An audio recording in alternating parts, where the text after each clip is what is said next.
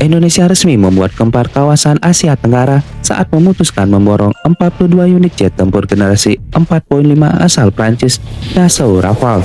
Banyak orang bersorak melihat burung besi siluman berharga 120 triliun ini berseragam TNI Angkatan Udara. Tapi, benar nggak ya? Kalau sekali pilot TNI Angkatan Udara memutar kunci kontak, memanaskan mesin, dan menerbangkan Rafale ini hanya selama 1 jam di langit Nusantara, biayanya yang dihabiskan setara dengan harga 1 unit mobil keluarga Grace keluar dari dealer. Di balik kegarangan sebuah negara dalam memamerkan otot militernya, ada harga mengerikan yang harus dibayar di balik layar. Kali ini, kita tidak akan membahas harga belinya. Kita akan membongkar total biaya operasional, konsumsi bahan bakar after per detik, harga suku cadang, hingga biaya pilot yang bertaruh nyawa di dalam kokpitnya. Mari kita bedah matematika gila di balik monster udara kebanggaan baru kita.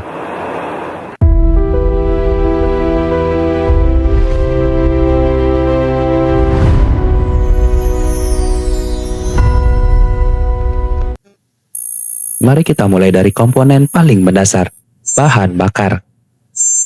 Dassault Rafale digerakkan oleh 2 mesin jet turbofan Snecma M88 yang sangat rakus. Dalam kondisi terbang jelajah normal, sepasang mesin ini menelan bahan bakar jet berjenis after sekitar 3 hingga 4 ton per jam. Jika dikonversi ke liter, itu setara dengan hampir 4.500 hingga 5.000 liter after. Ingat, itu baru kondisi terbang santai.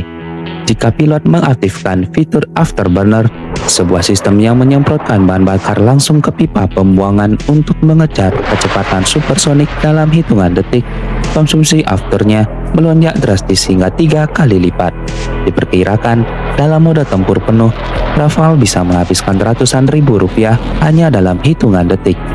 Di Indonesia, dengan harga after militer saat ini, untuk urusan bensin saja, 1 jam terbang, Rafale sudah menguras anggaran puluhan juta rupiah.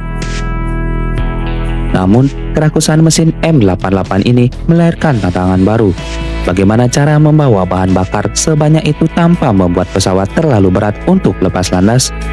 Di dalam tubuhnya, Rafale memiliki tangki internal terintegrasi yang mampu menampung sekitar 4,7 ton aftur. Jika kalkulasi di atas kertas digunakan dalam mode jelajah normal, tangki internal ini hanya bisa memberi Rafale waktu nafas sekitar 1 hingga 1,5 jam sebelum indikator bahan bakar mulai berkedip kritis. Angka ini tentu sangat riskan untuk misi patroli di wilayah udara Indonesia yang luasnya membentang dari Sabang sampai Merauke. Untuk menyiasati perut bocor ini, Rafale dirancang seperti bunglon yang bisa menggendong beban ekstra. Di bawah sayap dan badannya, jet tempur ini seringkali dipasangi hingga 3 tangki bahan bakar eksternal berkapasitas masing-masing 2.000 liter. Tambahan tangki ini bagaikan membawa jerigen raksasa di udara. Efeknya sangat instan. Jarak tempuh Rafale melonjak drastis, memungkinkan mereka melakukan penetrasi jauh ke wilayah musuh. Namun, ada harga mahal yang harus dibayar. Membawa tangki eksternal berarti mengorbankan ruang yang seharusnya bisa digunakan untuk menggantung rudal mematikan seperti Meteor atau Scalp. Disinilah letak keunggulan taktis dari jet tempur asal Prancis ini. Rafale memiliki kemampuan body refoiling, sebuah skenario di mana satu pesawat Rafale bertindak sebagai pom bensin terbang untuk Rafale lainnya. Menggunakan pot khusus yang dipasang di bawah perut pesawat, Rafale pemberi donor dapat mentransfer ribuan liter aftur langsung di tengah duel udara tanpa harus menunggu bantuan pesawat tanker raksasa.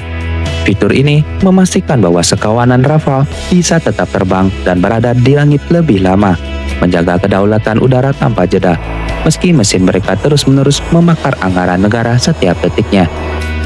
Data-data angka tersebut barulah pembuka, karena kejutan sebenarnya ada pada biaya perawatan komponen. Sekarang kita beralih ke perawatan suku cadang. Dalam dunia sains militer, ada istilah yang dinamakan cost per flight hour atau biaya per jam terbang. Angka ini mencakup depresiasi harga suku cadang yang aus setiap kali pesawat mengudara. Jet tempur modern seperti Rafale bukan seperti mobil harian yang diservis setiap 10.000 km. Setiap baut, sensor, radar ASA, RBE-2, hingga lapisan cat penyerap radarnya memiliki umur terbang yang dihitung per jam. Berdasarkan data analisis dari berbagai lembaga studi pertahanan internasional, cost per flight hour untuk satu unit Dassault Rafale berkisar antara 18.000 hingga 21.000 dolar Amerika Serikat. Jika kita konversikan ke mata uang rupiah dengan kurs saat ini, angka tersebut bisa menembus 280 hingga 320 juta rupiah per satu jam terbang. Artinya, setiap kali jam digital di kokpit bergeser satu angka, negara secara efektif telah mengeluarkan dana setara harga mobil SUV menengah ke atas hanya untuk memastikan pesawat tersebut tidak mengalami malfungsi di udara. Jangan bayangkan biaya ratusan juta itu hanya habis saat pesawat mengangkasa. Begitu roda Rafale menyentuh landasan pacu, arloji biaya justru terus berputar di dalam hangar.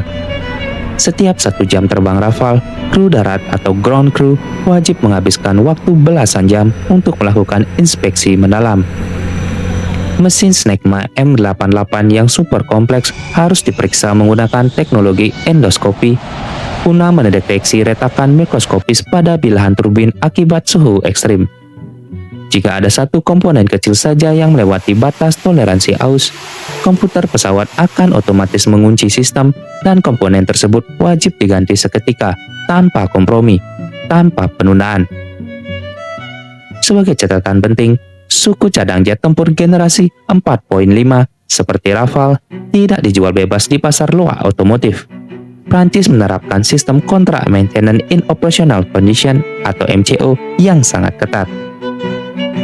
Artinya, Indonesia terikat rantai logistik global yang dikendalikan langsung oleh Dassault Aviation dan Thales. Suku cadang krusial seperti modul radar AESA RBE-2 atau sensor elektronik optik spektra tidak bisa diservis sembarangan. Komponen-komponen canggih ini harus diterbangkan langsung ke Prancis atau menunggu teknisi bersertifikat internasional datang dengan biaya logistik yang fantastis. Ketergantungan inilah yang membuat harga satu unit komputer kokpit atau sensor kecil Rafale bisa setara dengan harga satu rumah mewah di Jakarta. Ada paradoks unik dalam dunia penerbangan militer. Membiarkan Rafale terlalu lama berdiam di dalam hangar demi menghemat anggaran justru bisa menjadi bumerang finansial. Sistem elektronik yang sensitif, segel hidrolik, hingga pelumas khusus di dalam jet tempur ini dirancang untuk bekerja aktif. Jika pesawat jarang diterbangkan, kelembaban udara dapat merusak sirkuit mikro dan memicu korosi tersembunyi. Akibatnya, saat pesawat diaktifkan kembali, biaya perbaikan kerusakan akibat tiarap ini justru bisa melonjak berkali-kali lipat dibandingkan biaya operasional saat terbang reguler. Ini adalah seni bagaimana menyeimbangkan anggaran negara antara jam terbang pilot dan kesehatan mesin pesawat untuk membuat Rafale selalu dalam kondisi prima. Namun, mesin secanggih apapun tidak akan ada gunanya tanpa manusia di balik kemudi. Berapa biaya untuk mencetak seorang pilot jet tempur generasi 4.5? Jawabannya, jauh lebih mahal dari harga mobil mewah manapun. Untuk melatih seorang perwira penerbang hingga mencapai kualifikasi siap tempur atau combat ready, di jet Rafale dibutuhkan waktu bertahun-tahun dan biaya latihan simulator serta jam terbang yang totalnya bisa mencapai miliaran rupiah per prajurit. Nyawa mereka dilindungi oleh sistem kursi pelontar Martin Baker MK16 yang harga satu set sistem penyelamatannya saja bisa mencapai miliaran rupiah. Jadi, saat Rafale terbang di langit Indonesia, biaya operasional itu bukan sekedar membakar uang, melainkan investasi super mahal untuk menjaga aset pertahanan tertinggi negara, yaitu nyawa sang pilot dan kedaulatan ruang udara kita. Mencetak seorang pilot Rafale bukan sekedar masalah uang, melainkan hukum seleksi alam yang sangat kejam. Dari ratusan taruna terbaik yang masuk akademi, hanya segelintir yang berhasil duduk di kokpit Rafale. Fase gugur ini adalah mimpi buruk logistik. Setiap kali seorang siswa penerbang gagal di tengah jalan, negara secara efektif kehilangan investasi ratusan juta hingga miliaran rupiah yang sudah terlanjur terbakar dalam bentuk jam terbang latih. Tidak heran jika TNI Angkatan Udara memperlakukan para pilot ini layaknya berlian berjalan.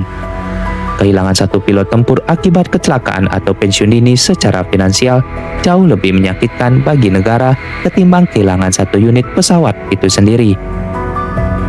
Sebelum seorang pilot diizinkan menyentuh tuas kendali Rafale asli, mereka harus disiksa di dalam simulator canggih yang mereplikasi kokpit Rafale hingga tingkat akurasi 100%. Jangan bayangkan ini seperti bermain game PC di rumah. Simulator ini digerakkan oleh sistem hidrolik raksasa dan perangkat lunak militer yang biaya operasional per jamnya saja bisa menyentuh angka belasan juta rupiah. Di dalam ruang simulasi inilah nyawa pilot diuji dalam skenario paling ekstrim, mulai dari kegagalan mesin ganda, serangan rudal berlapis, hingga cuaca buruk terburuk yang bisa terjadi di langit. Mengapa harus simulator? Karena melakukan kesalahan fatal di simulator hanya menyisakan keringat dingin, sedangkan melakukan kesalahan yang sama di udara berarti hilangnya nyawa dan lenyapnya jet tempur seharga 1,5 triliun rupiah dalam sekejap. Ada alasan logis mengapa biaya mencetak pilot begitu mahal, karena masa pakai biologis mereka sangat singkat. Saat melakukan manuver ekstrim di udara, tubuh seorang pilot Rafale harus menahan tekanan hingga 9G. Artinya, berat badan mereka seolah-olah melonjak menjadi 9 kali lipat, membuat darah di kepala dipaksa turun ke kaki dan berisiko memicu gilok atau pingsan seketika dalam penerbangan. Tekanan fisik konstan ini membuat tulang belakang dan persendian pilot mengalami penuaan dini. Akibatnya, usia keemasan seorang pilot untuk siap bertempur di garis depan sangatlah terbatas. Biasanya hanya di kisaran usia 20-an hingga akhir 30-an. Setelah itu, investasi miliaran rupiah ini harus dialihkan menjadi instruktur atau perwira staf, dan negara harus kembali mendanai generasi baru dari nol. Mendengar angka ratusan juta per jam, kita sebagai masyarakat awam mungkin akan menganggap ini sebagai pemborosan anggaran yang luar biasa. Namun, bagi sebuah negara kepulauan terbesar di dunia dengan garis pantai terpanjang kedua di bumi, memiliki jet tempur yang siap melesat kapan saja adalah harga mati yang tidak bisa ditawar. Tanpa adanya jaminan keamanan udara, roda ekonomi triliunan rupiah di darat tidak akan pernah bisa berjalan dengan tenang. Sekarang, keputusan ada di tangan kalian yang menilai. Dengan biaya operasional mencapai 300 juta rupiah per jamnya, apakah menurut kalian keputusan Indonesia memborong puluhan jet Rafale ini sudah menjadi langkah yang paling tepat untuk mengamankan masa depan Nusantara, atau justru anggarannya lebih baik dialihkan ke sektor lain? Tulis argumen dan analisis cerdas kalian di kolom komentar. Like jika kalian suka, dislike jika tidak suka. Saya dari channel Benar Nggak Ya. Sampai jumpa di video selanjutnya.